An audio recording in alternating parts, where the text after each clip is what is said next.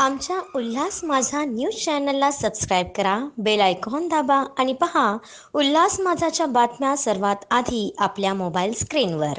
असलेले आमचे सगळे पोलीस भाऊ आणि आपण सर्व भावांनो आणि बहिणींनो, नाही तुमच्यावर काय राग असणार आहे दादा माझा.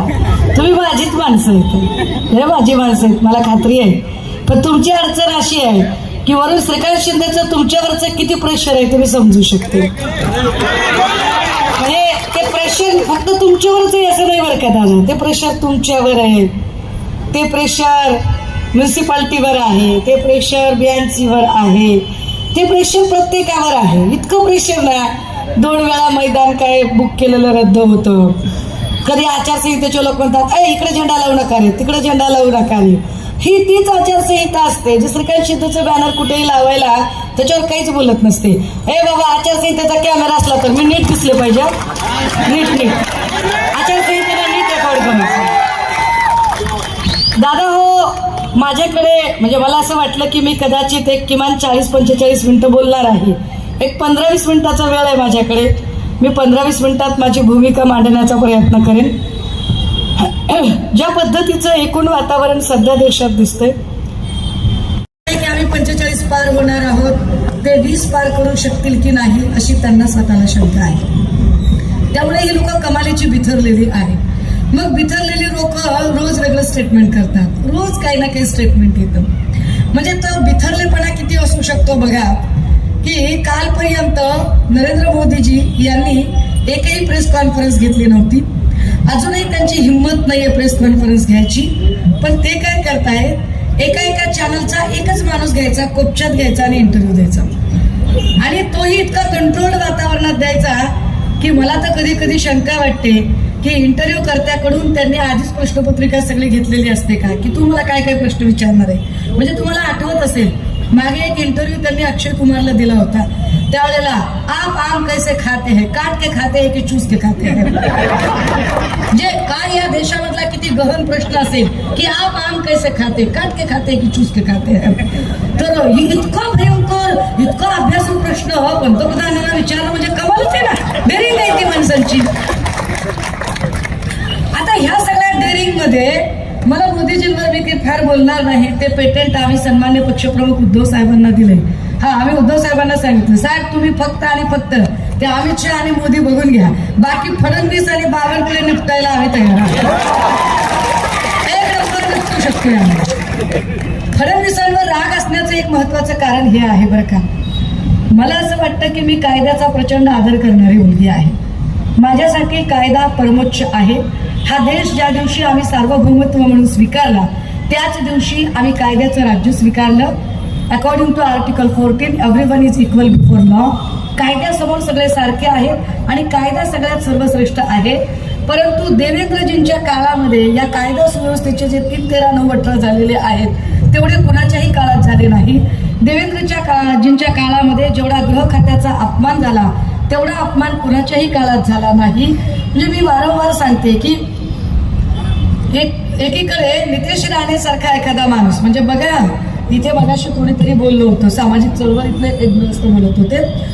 आपण सगळे लोक शेतकरी संघटनेची असतील, शेतकरी कामगार पक्षाची असतील, CPIची असतील, CPMची असतील, रिपब्लिकन पार्टी ऑफ इंडियाची असतील, चळवळीतली सगळी माणसं, ही माणसं वेगवेगळे मोर्चे करतात, आंदोलनं करतात. ते जेव्हा मोर्चे करतात ना त्या डिपार्टमेंटचे लोक त्यांच्याकडे ब्रह्मास्त्र मिळाले कलम 353चं. लगेच सरकारी कामकाजात अडथळा आणला, टाक 353, लगेच त्याला कंडम करून टाकायचं. पोलीस तर एवढ्या चटकन 353 टाकतात. म्हणजे हा मला एवढा अनुभव आहे ना की मी एकदा गेलं तर मला एक PI म्हटला, फार बोलताय का, हे करून टाकले म्हटला 353.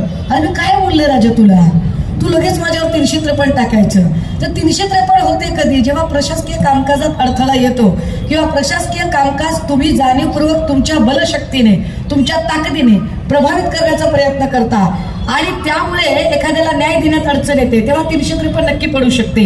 अशी 353 खरंच न्यायाने टाकली जाते का, याचं एकच उदाहरण सांगते. नितेश राणे एकदा असं म्हणाले की काय करायचं ते करून टाका रे, काय करायचं ते करा म्हटले. अजिबात काही मागे पुढे बघायचं नाही, काय कोणाला घाबरायचं नाही. आपला बाप सागर बंगल्यावर बसलाय. ह्यांचा पत्ता नारायण भाऊंचा पत्ता आहे कणकवलीचा आणि नितेश राणे सांगतोय की आपला बाप सागर बंगल्यावर बसलाय. असं मला त्याच्यात पण खोलात जायचं नाही. त्याच्यानंतर मग पुन्हा पोलीस जरा कॅमेरे घेऊन उभे राहायला लागले. वरबायटरी लिस्ट मध्ये नाव आलं असेल नाही की नाही? तुमच्याकडे एक वरबायटरी लिस्ट, रंग सावळा, सशक्त बांधा, मध्य उंची, केस कुरळे, पोशाख साडी, भाषा मराठी, सुधीर वर्णनाची व्यक्ती आपल्या हद्दीत आल्यास तिचे भाषण ध्वनिचित्र मुद्रित करावे. ती व्यवस्था नसेल तर ध्वनी मुद्रित करावे. तीही व्यवस्था नसेल तर टंकलिखित करावे. काही करावं पण भाषण रेकॉर्ड करावं. आता असं भाषण त्यांनी नितेश राणेचं रेकॉर्ड करायला एक कॅमेरा पुढे आणला. जसाही पोलिसांनी कॅमेरा आणला, पुढे एकदा नितेश राणे म्हटलं, काय माझा व्हिडिओ रेकॉर्ड करता म्हणे. काय व्हिडिओ रेकॉर्ड करायचा ते करा. काय कराल? फार फार तर तुम्ही हा व्हिडिओ रेकॉर्ड कराल आणि तुमच्या बायकोला नेऊन दाखवाल. हा कोणता चिकना बांधताना? हा कोण असा की ह्याचा व्हिडिओ काढून बायकोला नेऊन दाखवा पोलिसांनी? आता सुरू झालं म्हणता म्हणता संपते. काय म्हणजे काय विषय बघा. एका अर्थाने नितेश राणेचं हे स्टेटमेंट पोलिसांवर प्रभाव आणणारं आहे. एका अर्थाने हे स्टेटमेंट हे पोलिसांना आपल्या कामापासून परावृत्त करणे, त्यांच्यावर दडपण आणणारं आहे. खरं तर यासाठी पोलिसांनी त्याच्यावरती 353 दाखल करणं अपेक्षित होतं. पण संबंध महाराष्ट्रात आणि त्या दिवशी ड्युटीवर असणाऱ्या एकाही पोलीस अधिकाऱ्याने ही हिंमत केली नाही की त्याच्यावर 353 दाखल करावे. नाही केली कोणी हिंमत. हाईट अशी की जो ज्या खात्याचा मंत्री असतो त्याने आपल्या खात्याच्या कर्मचाऱ्यांना आपली म्हणजे तो पालक असतो त्या खात्याचा. गृह खातं हे देवेंद्रजींकडे आहे. देवेंद्रजींनी पालक म्हणून जर माझ्या खात्याच्या कर्मचाऱ्यांना, पोलीस कर्मचाऱ्यांचा अवमान होत असेल तर मी याचा बदला घेतला पाहिजे. मी याच्यासाठी याला दंडित केलं पाहिजे असं म्हणत नितेश राणेवरती तक्रार दाखल करायला हवी होती. पण देवेंद्रजींनी सुद्धा तक्रार दाखल केली नाही. 4 दिवसापूर्वी एक व्हिडिओ व्हायरल होतोय केतन तिरोडकर नावाच्या माणसाचा. गेले 8 ते 9 महिने मी ड्रग्सच्या विरोधात भांडते दादा हो. गेले 8 ते 9 महिन्यांपासून मी ड्रग्सच्या विरोधातले इतके पुरावे पोलीस स्टेशनला सादर केले. इतक्या पोलीस ऑफिसर असतील, एक्साईजची लोक असतील, मंत्रिमंडळातले मंत्री असतील, आमदार असतील, त्यांचे चेले चपाटे असतील, पुरावे सकट सगळे रेकॉर्ड दिले. पण अजूनही ड्रग्ज वरती कसली कारवाई होत नाही. केतन तिरोडकर स्पष्टपणे सांगतोय की mister Devendra Fadnavis, either support me और अरेस्ट मी. मला सपोर्ट करा किंवा मला अटक करा. पण देवेंद्रजी त्यावर चकार शब्द बोलत नाही. आपल्याला हे सरकार का बदलायचे त्याची कारणं नीट समजून घ्या. कुठंतरी एक फक्त खासदार निवडून द्यायचा एवढ्यापुरती निवडणूक सीमित ठेवू नका. इतका छोटा हेतू नाही आपला. आपला हेतू काय आहे? या देशातली, या राज्यातली कायदा सुव्यवस्था टिकली पाहिजे. या देशात, या राज्यात कायद्याचा, पोलिसांचा धाक असला पाहिजे. देवेंद्रजी सत्तेत आल्यापासून कुठलाही कायद्याचा आणि सत्तेचा धाक राहिलेला नाहीये. आणि कधी काळी लोक निर्जन ठिकाणी अंधारात इकडे तिकडे गुन्हे करायचे. आता परिस्थिती अशी आहे की पोलिसांचा धाक न राहिल्यामुळे आणि पोलिसांच्या पक्षपाती वागण्यामुळे हे फार स्पष्टपणे मांडलं पाहिजे. कारण मर्जी संपादन करण्यासाठी सत्ताधाऱ्यांची मर्जी खपा होऊ नये म्हणून प्रचंड प्रेशर खाली काम करणारे पोलीस निर्णय घेऊ शकत नाहीत. त्याचा परिणाम काय होतोय? निर्जन ठिकाणी सोडा, लोक फेसबुक लाईव्ह करून एकमेकांचा मर्डर करायला लागले. डायरेक्ट पोलीस स्टेशन मध्ये गोळ्या झाडण्यापर्यंत जर लोकांची मजल जात असेल तर काय अवस्था आहे कायदे आणि सुव्यवस्थेची? म्हणून कल्याणकरांनी निर्णय घेण्याची गरज आहे. निर्णय काय घ्यायचा आहे? इथं कायदे सुव्यवस्था टिकवणं गरजेचं आहे. मगाशी पाण्यावरती फार बोललं गेलं. खरं तर पाणी प्रश्न पेटला आहे. मशाल पेटती ठेवण्यासाठी आता पाणी प्रश्न एवढा पेटलेला आहे आणि हा पाणी प्रश्न सोडवला जात नाही. जेवढी काही म्हणून कंत्राट असतात. मला वाटतं कुठे एबीपीने एकदा तोंडी परीक्षेसाठी बोलावलं. आवडता भाचा कोणता? म्हटलं मग माझा आवडता भाचा श्रीकांत आहे. का बरं? माणसानं खंडीभर खावं पण मांडी अडून कसं खावं ह्याची कला श्रीकांतकडे आहे. फार चांगली कला आहे. म्हणजे कंत्राट सगळी माझ्याकडे, ठेकेदार माझ्याकडे, एजन्स्या माझ्याकडे, चुनापुडी पासून ते मिनरल वॉटर पर्यंत आणि डीप फ्रीज पासून ते अगदी बल्ब पर्यंत सगळ्या प्रकारच्या एजन्स्या माझ्याचकडे असल्या पाहिजेत. एजन्स्यांच्यासाठी सगळ्या कंत्राटदारांचं क्लबिंग मीच केलं पाहिजे. मीच सगळ्या अधिकाऱ्यांना धंद्याला लावलं पाहिजे. सगळे अधिकारी मी माझ्याच अधीन ठेवले पाहिजेत. सगळ्या खात्याच्या अधिकाऱ्यांना मी रुबाबात सांगितलं पाहिजे. अशा पद्धतीचं जे राजकारण आहे ते राजकारण जर मोडीत करायचं असेल, दडपशाही, कारण एक कंत्राटदार जातो म्हणजे नुसता कंत्राटदार जात नाही, त्या कंत्राटदारासोबत इथले कामगार सुद्धा मरतात, हे नीट लक्षात घ्या. इथल्या कंत्राटदारांची तर उपासमार केलीच केली, पण त्यांच्याजवळ काम करणाऱ्या तमाम कामगारांची उपासमार श्रीकांत शिंदेमुळे झाली, हे नीट समजून घ्या. तुम्ही जे म्हणालात ना दादा की कामगार चळवळींच्या संदर्भाने फार जीव तोडून मांडायचा प्रयत्न करतोय. एक तिसरी गोष्ट, काय गरजेचं आहे, काय इथे बदल झाला पाहिजे, मला याची कल्पना आहे की 10 वर्षापासून खासदार इथं होते. खासदार ज्या ज्या गोष्टी सांगतात तो MMRDAचा निधी आहे, तो राज्याचा निधी आहे. केंद्राचा निधी काय आहे याच्यामध्ये, केंद्राचा कोणता निधी वापरला, खरंच केंद्रामध्ये यांची चालते का? जे देवेंद्र फडणवीस आणि अमित शहा किंवा मोदीजी यांना भरीवर घालतात आणि सांगतात की असली आणि नकली शिवसेनेतला फरक, हे खरंच असली शिवसेनेचे पाईक आहेत का? श्रीकांत शिंदेचे वडील हे शिवसेना प्रमुख होऊ शकतात का? अहो, शिवसेना प्रमुख कोण असतो? शिवसेना प्रमुखाचा एक दरारा, एक रुबाब होता आहे. कसा दरारा आणि कसा रुबाब की लक्षात घ्या, जेव्हा अटल बिहारीजी होते किंवा अडवाणीजी होते, अगदी गडकरी मुंडे साहेब होते, बाळासाहेब असतानाही, वंदनीय बाळासाहेबांच्याही काळामध्ये जागा वाटपाची चर्चा करायची असेल तर दिल्लीतनं लोक तिथून इकडे येत होती आणि मातोश्रीचे उंबरे झिजवत होते. वंदनीय बाळासाहेबांच्या नंतर उद्धव साहेबांनी पक्ष हातात घेतला, पक्षाचा धुरा सांभाळली, पक्षाची धुरा त्यांनी सांभाळल्याच्या नंतर आता सुद्धा म्हणजे अगदी मागच्या काळात अमित शहा असतील किंवा नरेंद्र मोदी असतील, हे मातोश्रीचे उंबरे झिजवत होते. फरक काय नीट समजून घ्या. पण ज्यांना असली शिवसेना म्हणून गुंजारलं जातंय ते एकनाथ शिंदे भाऊ, हे टेंभी नाक्यावर कुणी भाजपचा नेता येत नाहीये, लक्षात घ्या. टेंभी नाक्यावर अमित शहा येत नाही, टेंभी नाक्यावर मोदीजी येत नाहीत. टेंभी नाक्याच्या एकनाथ शिंदे यांना दिल्लीत मुजरे करायला बोलावलं जातं. यावरूनच असली आणि नकली कोण आहे हे स्पष्ट होतं. बरं, त्यातही जेव्हा एकनाथ भाऊ असं म्हणतात की मी श्रीकांतला, मला वाईट वाटतंय की मी श्रीकांतला साधं हॉस्पिटल टाकून देऊ शकलो नाही. भाऊ, तुम्ही तुमच्या पोरांना हॉस्पिटल नाही टाकून देऊ शकला तर कल्याणकरांना आणि अंबरनाथकरांना तुम्ही काय हॉस्पिटल टाकून देणार आहात? तुम्ही जरी तो हॉस्पिटलचा मुद्दा मांडला आणि ज्याला स्वतःच्या पोराला दवाखान्यात टाकून देता आला नाही, तिथं आपली काय बात आहे, ते आपल्याला काय हॉस्पिटल टाकून देणार आहे? विचार करण्यासारखं आहे. बरं, तरी पण यांचा टेबा, आम्ही शिवसेना आहोत. तुम्ही कशी शिवसेना आहात? तुमच्या पोराची उमेदवारी जाहीर करण्याची ताकद तुमच्यात नव्हती. श्रीकांत शिंदेची उमेदवारी भाजपने जाहीर केली. भाजपने सांगावं लागलं की श्रीकांत शिंदेला कल्याणमधून उमेदवारी मिळणार आहे, पण तुमच्यामध्ये ती ताकद नव्हती, तुमच्या तोंडात तेवढे दात नव्हते की तुम्ही सांगावं. तुम्ही काय शानपण सांगायचे आम्हाला? पण ह्या सगळ्यांच्या उपर त्यांचं अजून एक असतं बरं का, म्हणजे आता समजा मी इथं बोलले आणि मी गेले की हे जे सगळे मीडियावाले आहेत ना, हे काय करणार, हे श्रीकांत भाऊकडे जाणार आणि मग श्रीकांत शिंदेना विचारणार, असं त्या म्हणाल्या, असं म्हणाल्या, असं त्यांचं म्हणणं होतं, यावर तुमचं काय म्हणणं आहे? मग ते काय सांगणार? त्यांचं ठरलेलं उत्तर, अहो त्यांचं स्टेटमेंट तरी बघायचं होतं, त्यांनी शिवसेनेवर कशी टीका अरे केली की. मी लाख वेळा सांगते, माझ्यात आणि वंदनीय बाळासाहेबांमध्ये काही जरी साम्य असतं तर एका गोष्टीचं नक्की साम्य आहे. मी वंदनीय बाळासाहेबांसारखी एका गोष्टीत नक्की आहे, माझा शब्द म्हणजे बंदुकीची गोळी, एकदा गेली शोधत बसत नाही, इकडे पडली त्या हो. मी ठामपणाने सांगते, जेव्हा शिवसेना भाजपच्या सोबत होती आणि भाजपच्या प्रभावाखाली होती तेव्हा निश्चितपणे मी विरोध केला, पण मी तुमच्यासारखी खोक्यासाठी कुठेही बदललेली नाही. मी तुमच्यासारखी ईडीच्या भीतीने गेली नाही. मी तुमच्यासारखी कुठेतरी समृद्धीची फाईल निघाली म्हणून गेलेली नाही. सुषमा अंधारे फक्त आणि फक्त या देशाची घटना वाचवण्यासाठी, या देशाचा कायदा वाचवण्यासाठी, या देशातलं सार्वभौम समाजवादी, धर्मनिरपेक्षता, लोकशाही, गणराज्य ही 5 तत्व वाचवण्यासाठी सुषमा अंधारे इथं उभी आहे.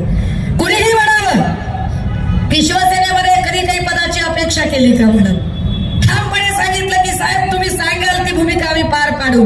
गेल्या 2 वर्षात खात्रीने सांगू शकते, एकही दिवस सुषमा अंधारे प्रवेश केल्यापासून घरात नाहीये. रोज महाराष्ट्र पिंजून करतोय आणि हे सगळं ताकदीने उभं राहताना आणि हे सगळं ताकदीने मांडताना आम्हाला काय गरज वाटते? तुम्ही आठवा दादा हो, जेव्हा बंड केलं ते बंड नव्हतंच, ती गद्दारी होती. बंड हा फार गुळगुळीत शब्द आणि फार गुटगुटीत शब्द त्यांनी वापरला. जेव्हा यांनी गद्दारी केली तेव्हा गद्दारी नंतर म्हणाले काय शेतकऱ्याच्या पोराने मुख्यमंत्री होऊच नये का? काय शेतकऱ्याच्या पोराला मुख्यमंत्री होण्यात? अरे कोण म्हणलं शेतकऱ्याच्या पोराने मुख्यमंत्री व्हायचं नाही म्हणून? व्हावं की, आता झालाय ना, झालात ना तुम्ही. पण तुम्ही शेतकऱ्याचे पोरग म्हणून होतात का? जर पहिल्या टर्मला तुम्ही आमदार असतात तर तुम्ही शेतकऱ्याचं पोरग असतात.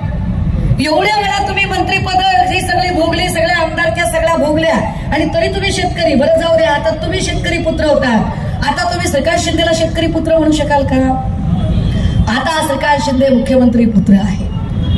मग ते म्हणतात कल्याणमध्ये काय उमेदवार दिला? कल्याण मधला उमेदवार अगदीच सामान्य चेहरा आहे. हो आहे, कल्याण मधला उमेदवार अगदी सामान्य चेहरा आहे. काय सामान्य घरातल्या बाईने निवडणूक लढू नये? काय सामान्य घरातल्या बाईने तुम्हाला आव्हान देऊ नये? दिलं पाहिजे. मुख्यमंत्री पुत्राला आव्हान देताना तेवढा सर्वसामान्य चेहरा देणं हीच आमच्यासाठी उद्धव साहेबांची सगळ्यात मोठी कामगिरी आहे. कारण शिवसेना एकमेव असा पक्ष आहे ज्याने लोकशाहीचा आणि सत्तेचा अर्थ अगदी सामान्य लोकांपर्यंत पोहोचवला. का गरजेची आहे ही निवडणूक? कशासाठी गरजेची आहे? आज मी देवेंद्रजींचं भाषण ऐकत होते, कुठेतरी माड्यात का कुठे बोलत होते ते, आणि तिथे बोलताना ते सांगत होते की महाराष्ट्र आम्ही कसा पुढे नेला. कशात पुढे नेला महाराष्ट्र? कशात पुढे नेला देवेंद्रजी तुम्ही महाराष्ट्र? इथले एक एक उद्योग तुम्ही बाहेर नेले. तिकडे सांगतायत ते काय म्हणाले की बघा म्हणे उद्धव ठाकरे आता शब्दाचे पक्के आहेत का? उद्धव ठाकरे वर्षाताईंना मतदान करणार. हो, महाविकास आघाडी करणार मतदान. पण तुम्ही ज्यांच्या मंचावर जाऊन बोलताय, ज्या अजित पवारांच्या मंचावर जाऊन बोलताय, त्या अजित पवारांबद्दल तुम्ही काय शब्द वापरले होते ते आठवा. जे देवेंद्र फडणवीस म्हणाले होते की अजित पवार तो गयो चक्की पिसिंग पिसिंग अँड पिसिंग. आता तुमची काय अवस्था आहे? आता चक्की पिसिंग नाही, बहुत close kissing and kissing and kissing चाललंय ना तुमचं. ह्याच्यावर काय बोलणार आहात तुम्ही? हे हे हे कोणी तुम्हाला सांगणार आहे? आणि जर तुम्हाला एवढी गॅरंटी वाटत असेल, ओरिजिनची गॅरंटी आहे, मी तुम्हाला सांगतो. अरे किती रेखता, किती एका सुरात का नसे, किती असं बोलता. शांत बोला ना, शांत लोकांशी संवाद साधा ना. ओरडून ओरडून ओरडून ओरडून कशाला खोटं बोल पण रेटून बोल करताय? कशाला हिंदू मुस्लिम करताय? काय हिंदू मुस्लिम करताय? मुसलमान परेशान, कैसा परेशान हो रहा मुसलमान? हा, कशामुळे मुसलमान परेशान होईल? अरे असं काही आहे का इथे की मुसलमानाला 1250 रुपयाला गॅस मिळतो आणि हिंदूला काय 200 रुपये गॅस मिळतो? काय मुसलमानांना 200 रुपये किलोने तूर डाळ मिळते आणि हिंदूंना काय 20 रुपये किलोने तूर डाळ मिळते? काय मुसलमानाच्या पोराला 2.5-3 लाख रुपये देऊन शाळेत ऍडमिशन मिळतं आणि हिंदूच्या पोराला काय फुकट ऍडमिशन मिळतं का? अरे हिंदू असेल, मुसलमान असेल, ख्रिश्चन असेल, बौद्ध असेल, जैन असेल, सगळेच पिसले जात आहेत महागाईमध्ये. सगळ्यांनाच महागाईचे चटके बसत आहे. हा धर्माधर्माचा वाद आणला कोणी? कोण आणतं हा धर्माधर्माचा वाद? ज्यांना विकासावर बोलता येत नाही, ज्यांना मागच्या 10 वर्षातले आपले मुद्दे सांगता येत नाहीत, ते जाती धर्माच्या भिंती करतात. मला आनंद आणि अभिमान आहे इथल्या हिंदू मुस्लिम दोघांचाही की ज्यांनी भाजपच्या या चिथावणीखोर वक्तव्यांना अजिबात बळी पडले नाही आणि एकसंघतेने पुढे चालत राहिले. पण जसंही फडणवीसांच्या लक्षात आलं की हिंदू मुस्लिम दंगल होऊ शकत नाही, त्यांनी दुसरा डाव टाकला. कालपर्यंत आम्ही सगळे गावगाड्यात आणि एखाद्या सोसायटीमध्ये आम्ही सगळे गुण्यागोविंदाने नांदत होतो. कालपर्यंत इथला मराठा, साळी, माळी, कोळी, तेली, तांबोळी, आतार, बागवान, सुतार, लोहार, कुंभार, घिसाळी, कैकाडी, पारधी आम्ही सगळे गुण्यागोविंदाने नांदत होतो. पण फडणवीसांमुळे मराठा विरुद्ध ओबीसी हे वातावरण इथं तयार झालं. फडणवीसांनी जाणीवपूर्वक मराठा विरुद्ध ओबीसी हा वाद इथं लावला आणि ते फडणवीस म्हणतात हिंदू. काय तुम्हाला हिंदूंबद्दल प्रेम आहे? काय आपुलकी आहे तुम्हाला हिंदूंबद्दल? भारसूर रिफायनरीमध्ये ज्यांच्यावरती लाठी हल्ला झाला ते हिंदू नव्हते का? लाठी हल्ल्याचे ऑर्डर करणारे अधिकारी हिंदू नव्हते का? लाठी हल्ला ज्या खात्याच्या कर्मचाऱ्यांनी केला, अर्थात पोलिसांनी, त्या खात्याचा मंत्री म्हणून देवेंद्र फडणवीस तुम्ही हिंदू नाहीत का? त्या देहूच्या आळंदीच्या वारकऱ्यांवरती लाठी हल्ला झाला, ते वारकरी हिंदू नव्हते का? त्यांच्यावर लाठी हल्ला झाला तरी लाठी हल्ला झालाच नाही असं रेटून खोटं बोलणारे देवेंद्रजी हिंदू नाही आहेत का? अंतरवली सराटीमध्ये ज्या मराठा भावांवरती लाठी हल्ला झाला ते हिंदू नव्हते का? अरे उलट तुमच्या काळात मुसलमानांपेक्षा हिंदू जास्त परेशान झाला. उलट तुम्ही लोकांना तुकडे तुकडे म्हणता, खरे तुकडे तुकडे गँग तर भाजपवाले आहे. खरे तुकडे तुकडे गँग आणि खरं जाती आणि भित्ती आणि जाती आणि धर्मांचं कंपार्टमेंटचं राजकारण इथं जर कोणी उभं केलं तर ते राजकारण देवेंद्रजी आणि भाजपाने केलं. फुटीरतावादाचं राजकारण हे देवेंद्र फडणवीसांनी केलं. फुटीरतावादाचं राजकारण करताना ते आम्हाला शानपणे शिकवतात. अरे कालपर्यंत ज्या रवींद्र वायकरांना अटक करण्याची भाषा करत होता, कालपर्यंत ज्या यामिनी जाधवांच्या घरी एवढी रोकड सापडली तेवढी रोकड सापडली म्हणत होता, त्याच यामिनी जाधव, तेच रवींद्र वायकर, तेच सगळे, तेच प्रताप सरनाईक, ज्यांच्यावर म्हणून तुम्ही आरोप केले ते सगळेच जण तुम्ही मांडीवर घेऊन बसलात. कुठली मोदीची गॅरंटी? मोदीला गॅरंटी असते तर एवढे पक्ष फोडले नसते. गॅरंटी नव्हती म्हणून तुम्हाला शिंदेच्या सोबत 40 फोडावे लागले, तरीही गॅरंटी मिळाली नाही. मग तुम्हाला राष्ट्रवादी फोडावी लागली, तरीही गॅरंटी मिळाली नाही. म्हणून तुम्हाला अशोकाच्या झाडाला कमळाचं फुल करावं लागलं, तरीही गॅरंटी मिळाली नाही. म्हणून तुम्ही बंद पडलेलं इंजिन आपल्या यार्डात आणून लावलं. तुम्ही शानपण सांगताय काय? कुठलं शानपण सांगताय तुम्ही?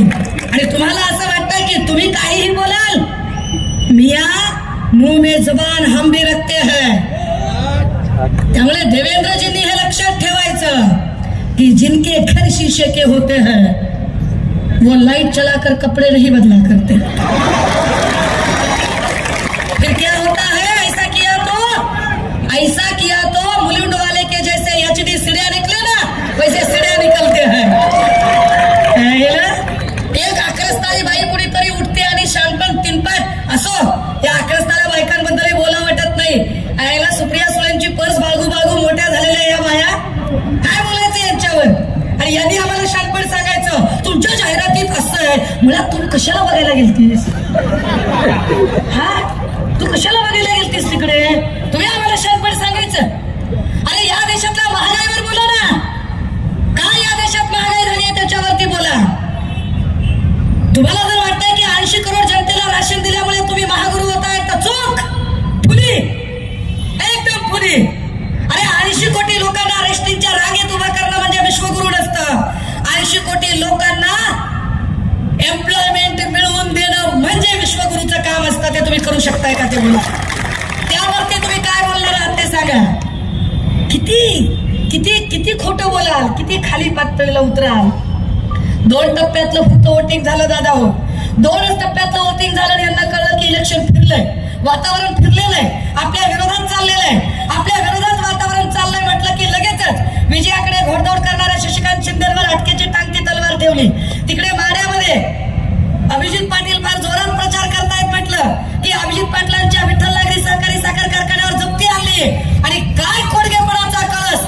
त्याच अभिजित पाटलांना भाजपात घेऊन आज देवेंद्र फडणवीस स्टेजवर म्हणताय अभिजितराव कारखाना कसा चालवायचा ते तुमच्याकडून शिकलं पाहिजे. अरे जनाची नाही तर मनाची तरी. काय बोलताय तुम्ही? काय लोकांच्या कानात भिडे आहेत? ह्याच्या आक्रस्ताला बायका बोलतात, त्या बायकांना कळत नाहीये. इथून एक महिला उभी राहिलीये. काय महिलांचे प्रश्न, महिला असुरक्षेबद्दल किती संवेदनशील आहे हे सरकार. म्हणजे आम्हाला शानपणे शिकवणाऱ्यांना कळत नाहीये की बिल्किस बानोच्या बलात्काऱ्यांना मिठाया भरवणारी हीच भाजपा, हाथरस उन्नाव कठवामध्ये गप्प बसणारी हीच भाजपा, कुलदीप सेकर सारख्या बलात्काराच्या समर्थनात मोर्चे काढणारी हीच भाजपा. अथलेटिक्स आणि ऑलिम्पिकच्या आमच्या पोरींनी ज्या ब्रिजभूषण सिंग वरती लैंगिक शोषणाचे आरोप केले, त्याच ब्रिजभूषण सिंगच्या पोराला जर हे तिकीट देत असतील तर हे कसले बेटी बचाव वाले, हे तर बेटी भगाव वाले लोक आहेत. आणि काय लेकीबाळांची सुरक्षा कळलेली आहे. एक प्रज्वल रेवन्ना, तो प्रज्वल रेवन्नाचे 3000पेक्षा अधिक सेक्स व्हिडिओ व्हायरल होतात आणि यावर यांच्या आक्रस्ताळ्या बायका चकार शब्द काढत नाही. 3000पेक्षा जास्त सेक्स व्हिडिओ ज्याचे व्हायरल झाले, ज्याने 3000 बायकांचं लैंगिक शोषण केलं. आपल्या घरात कामाला असणाऱ्या वयोवृद्ध आपल्या आईच्या समान असणाऱ्या बाईचं ज्याने शोषण केलं, अशा प्रज्वल रेवन्नाचा प्रचार मोदीजी जाऊन करतात. ये मोदी की गॅरंटी आहे. क्या गॅरंटी आहे मोदी की की अशा बाईचा प्रचार. माझ्याकडे अजूनही 9 मिनिटं आहेत. म्हणजे पोलिसांमध्ये चलबिचल होण्याच्या आधी मीच सांगितलं पाहिजे त्यांना. आणि एखादी केस माझ्या अंगावर पडली तरी घेईन मी. डोंट वरी. त्या प्रज्वल रेवन्नाचे हात बळकट करा. कशासाठी बळकट करायचे मोदी सांगतात. रेवन्नाचे हात बळकट करा. कशासाठी मोदीजी? कशासाठी बळकट करायचे? इकडे मोदी सांगतात, इकडे काय देवेंद्र फडणवीस सांगतात मोदीजींचे हात बळकट करा. श्रीकांत शिंदे म्हणायचं मोदीजीचे हात बळकट करा. कोण बळकट करणार? श्रीकांत शिंदे. नरेश मस्के, यामिनी जाधव, अरे ज्यांचे हात दुनियाचे भ्रष्टाचाराने कळकट आणि मळकट झाले, असे कळकट हात काय सत्ताधाऱ्यांच्यात बळकट करतील? आम्हाला मोदींचे हात बळकट करायचे नाहीये, आम्हाला या देशात लोक पावत चाललेली संविधानिक व्यवस्था बळकट करायची आहे. म्हणून ही लढाई आमच्यासाठी महत्वाची आहे. आम्हाला इथे पुन्हा एकदा कायद्याचं राज्य स्थापित करायचं आहे. जे लोक सांगतायत वन नेशन वन इलेक्शन, हम वन नेशन वन इलेक्शन में यकीन नहीं रखते हैं. वन नेशन वन इलेक्शन ये हुक्मरान करने वाली बात होती है. हम बोल रहे हैं कि वन नेशन वन इलेक्शन नहीं, वन नेशन और वन एजुकेशन की ज्यादा जरूरत है. टाटा बिर्ला आणि अंबानीच्या पोरांना ज्या क्वालिटीचं शिक्षण मिळेल त्याच क्वालिटीचं शिक्षण आमच्या लेकरांना मिळालं पाहिजे. यासाठी इंडिया महाविकास आघाडी कटिबद्ध असेल. म्हणून ही निवडणूक आम्हाला महत्वाची आहे. ही निवडणूक आम्हाला का महत्वाची आहे? अनंत हेगडे, पंकजा मुंडे किंवा सुब्रमण्यम स्वामी किंवा आता ज्यांनी अर्थमंत्री पद भोगलं त्या निर्मला सीतारामन यांचे यजमान प्रभाकर परकला हे स्पष्टपणे सांगतात की अगर 2024 को हम चुनकर आए तो हम संविधान को बदल कर रहेंगे. परकला म्हणतात की 2024 दादा हो, खरंच वातावरण फिरलेलं आहे. यांनी काय पैसे खर्चायचे ते खर्चू दे, काय श्रीकांत शिंदेना अजून नगरसेवक फोडायचे ते फोडू दे. इथून कुणाला वाळेकरांना फोडलं का त्यांनी? काय काय वाळेकर बापूला फोडल्यावर काय होतंय? आणि तुम्ही धाप तपस्या करून त्याला तिकडे घेऊन जाल. कदाचित तो माणूस तनाने तुमच्याकडे असेल, मनानं कुठेही तुम्हाला माहिती आहे. जेवढे नगरसेवक तुम्ही घेऊन गेलात त्या नगरसेवकांमधले अर्धे नगरसेवक आमचं काम करणार आहेत, आम्हाला खात्री आहे. तुम्ही काही जरी म्हणलात तरी या लोकसभेमध्ये जे 6 आमदार आहेत त्या 6 पैकी किमान 4 आमदार आमचं काम करतील, आम्हाला खात्री आहे. कारण त्या 4 आमदारांचा अख्खा स्वाभिमान तुम्ही पायदळी तुडवलेला आहे. त्या 4 आमदारांना तुम्ही जो त्रास दिला, त्या आमदार गणपत गायकवाडांच्या माय माऊलीला कारण नसताना जो त्रास होतोय, आम्हाला माहिती आहे की तुम्ही काय पद्धतीनं दबावाचं राजकारण करताय. गॅरंटी आहे ना तुम्हाला मोदीची?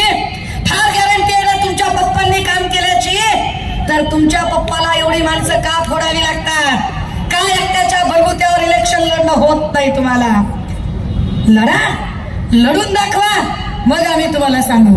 आणि हो, आम्हाला विकास करायचा आहे. आम्हाला विकासासाठी आम्ही सगळं करत आहोत. आहे ना, 2 महिन्यात तुम्हाला विकासाचा साक्षात्कार होतो का? 2 महिन्यापूर्वी वज्रमुठ सभेमध्ये जे अजितदादा स्टीलचा, वाळूचा, सिमेंटचा भाव वाचून दाखवत होते, त्यांना 2च महिन्यामध्ये मोदीजी विकास करतायत असा साक्षात्कार झाला. फार विचार करण्यासारखे बरं का. इकडे आमचे एकनाथ भाऊ पण म्हणतात आपल्याला विकास करायचा आहे. कसला विकास करणार आहात? माय बापाच्या इमानदारीने मी अख्ख्या महाराष्ट्रात प्रश्न विचारते, इथं पुन्हा विचारायला तयार आहे. मोदीजी आणि त्यांचे इथले भक्तुल्ले आणि त्यांचे हिमायतगार झालेले एकनाथ शिंदे साहेब आणि श्रीकांत या सगळ्यांनीच उत्तरं द्यावी. मी 10 वर्ष धरत नाही, मी तुमचे फक्त 9च वर्ष धरते. 10वं वर्ष पूर्ण व्हायचं म्हणून थांबवते. 9 वर्षासाठी तुम्हाला 9च प्रश्न आम्ही विचारतोय. त्या 9 प्रश्नाची उत्तरं तुमच्याकडे आहेत का सांगा. 9 वर्षामध्ये मला महाराष्ट्रातले असे 9 जिल्हे सांगावेत त्यांनी. 9 जिल्हे की जिथं एकाही शेतकऱ्याने आत्महत्या केली नाही. सांगा. या महाराष्ट्रातले 9 अशी शहरं सांगा की जी स्मार्ट सिटीच्या नावाखाली तुम्ही 100% डेव्हलप केले आहेत. दाखवावे त्यांनी. 9 असे खासदार दाखवावेत त्यांनी की ज्यांनी खासदार दत्तग्राम योजनेतनं गावं दत्तक घेतली होती आणि त्या गावांचा 100% कायापालट केला.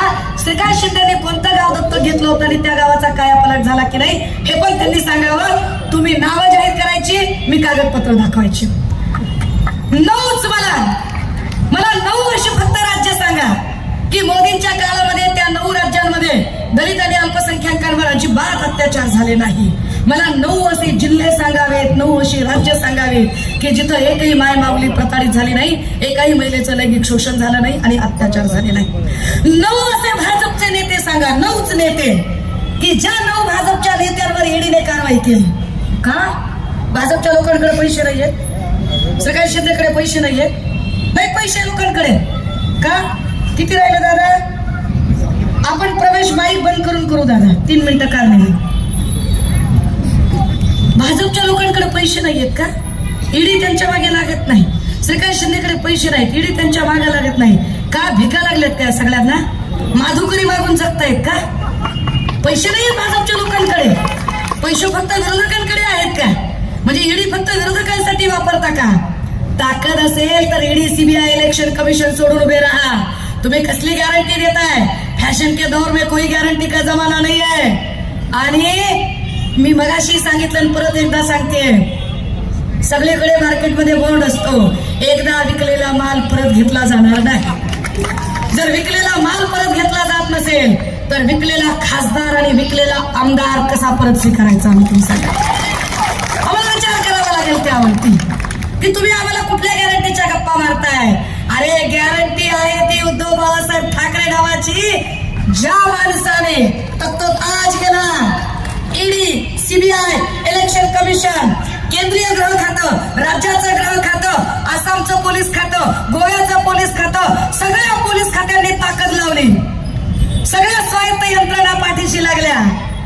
105 आमदार, सगळे खासदार आणि त्याच्यासोबत लाखो लावारिस पेट्रोलर्स, एवढे सगळे मारा करत होते.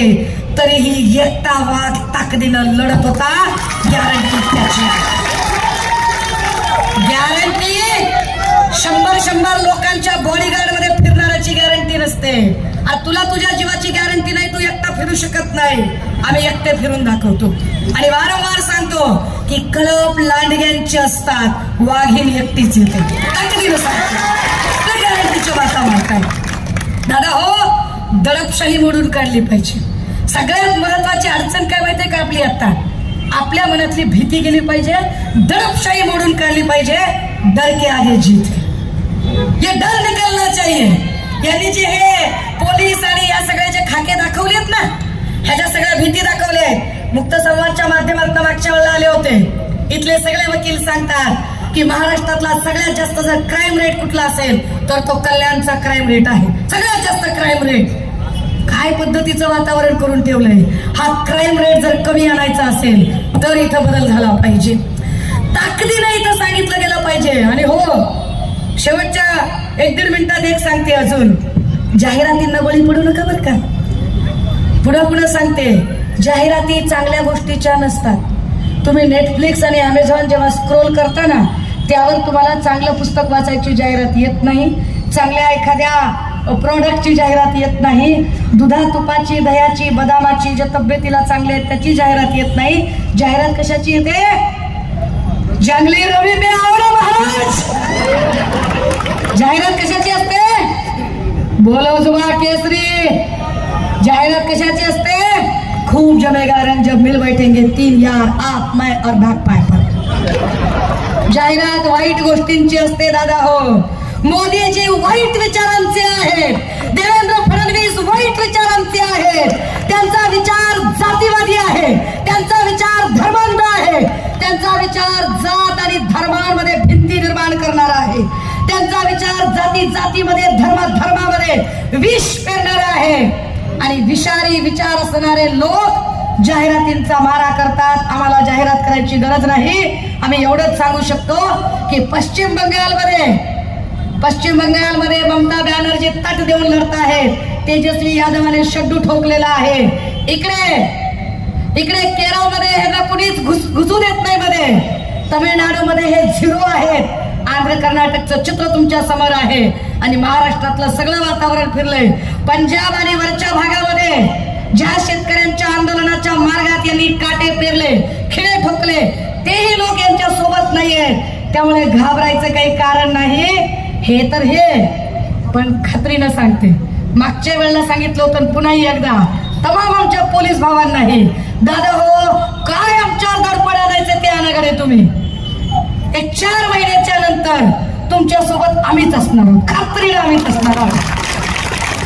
आणि म्हणून वेळ, इथे माझी वेळ, आता आचारसंहितेची जी वेळ आहे ती मला परमिशन घ्यायला सांगते. कुणाचीही माफी मागणार नाही. मला असंच बोलायचं होतं, हेच बोलायचं होतं, याच भाषेत बोलायचं होतं, याच शब्दात सांगायचं होतं. बोलून शब्द बदलायला मी काही देवेंद्र फडणवीस किंवा एकनाथ शिंदे नाही. मी सुषमा अंधारे आहे. ठामपणे येणाऱ्या 20 तारखेला मशालीवर शिक्कामोर्तब करूया. थांबते, रजा घेते. जय हिंद, जय महाराष्ट्र. आमच्या उल्हास माझा न्यूज चॅनलला सबस्क्राईब करा, बेल आयकॉन दाबा आणि पहा उल्हास माझाच्या बातम्या सर्वात आधी आपल्या मोबाईल स्क्रीनवर.